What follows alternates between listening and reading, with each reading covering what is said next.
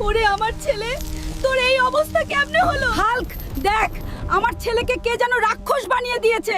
তুই কিছু একটা কর। হেডাম বাবা, আমার ভাইয়ের কি হয়েছে? ও রাক্ষস হয়ে গেল কেন? হাল্ক, তোর ভাইকে রাক্ষস জাদুকর জাদু করে রাক্ষস বানিয়ে দিয়েছে। তুই যদি ঠিক সময় তাকে শেষ না করে দিস, তাহলে সে একে একে সবাইকে রাক্ষস বানাতে থাকবে। নিশির পেঁচা, তুই কই গেলি? আমাকে এখনই দক্ষিণের কালা পাহাড়ে নিয়ে চল।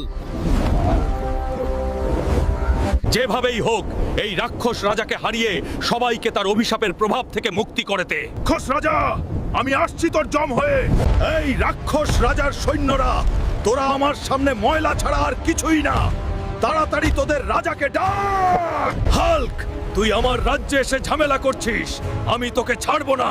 রাক্ষস রাজা, আর তুই যে আমার মানুষের ওপর জাদু করেছিস, সেইটার জন্য আমি তোর শেষ দেখেই ছাড়বো। হাল্ক, তুই আমার সামনে কিছুই না। আজ থেকে